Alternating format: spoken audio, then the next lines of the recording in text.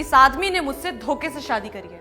शादी होने के बाद मुझे पता चला कि एक मामूली सा सफाई कर्मचारी है। इसके और इसके घर वालों के दिमाग में सिर्फ और सिर्फ गंदगी भरी हुई है, और यही वजह है कि ये मेरे ऊपर बेफजूल के बेकार के इल्जाम लगा रहा है।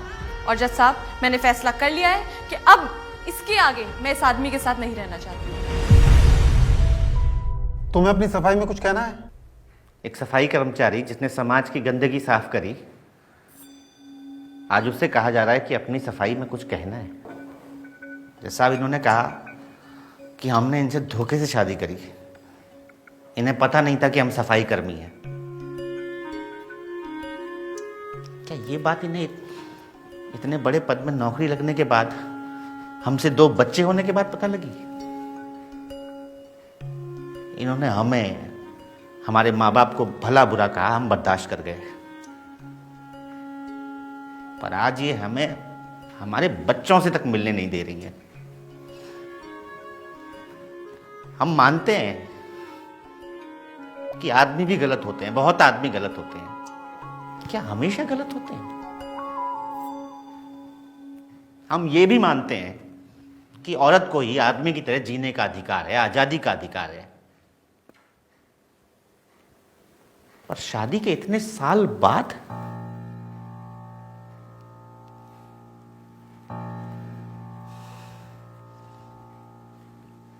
कहने को बहुत कुछ है जज साहब, पर बस इतना ही कहेंगे कि हमने एक सपना देखा था, समाज से एक और गंदगी साफ करने का। और वो सपना ये था कि अक्सर लड़की की शादी के बाद ससुराल में उसको बेटी नहीं बहू समझा जाता है। बहू जिसका काम होता है चूल्हा चौका करना, सास ससुर की देखभाल करना, पति की देखभाल करना, बच्चों की देखभाल करना। हमने उससे कहीं आगे आकर अपनी पत्नी को पढ़ाना चुना। इसमें हमारा लालच था हमारा लालच। और लालच ये था कि हम चाहते थे कि अगर हमारे बच्चों की माँ पढ़ी लिखी होगी तो हमारे बच्चों का भविष्य और उज्जवल होगा। हमारे साथ समाज में कंधे से कंधा मिलाकर चलेगी।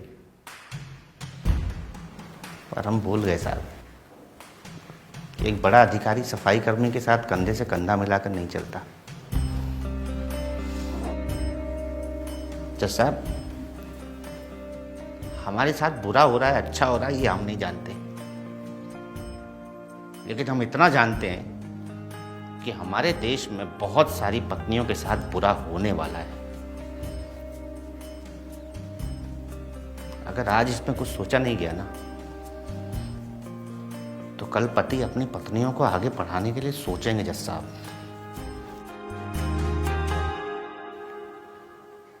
हम सफाई कर्मचारी हैं, हमें इस बात पर गर्व है। ये भूल गई कि इनकी आगे की पढ़ाई का पैसा वही सफाई कर्मचारी के पैसों से आया था। वो फीस उसी तनख्वाह में से भरी गई थी।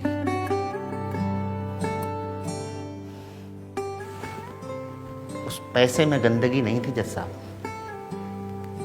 इनके दिल में मैल था। और हम पूरा शहर साफ करते रहे, मगर इनके दिल का मैल साफ नहीं कर पाए।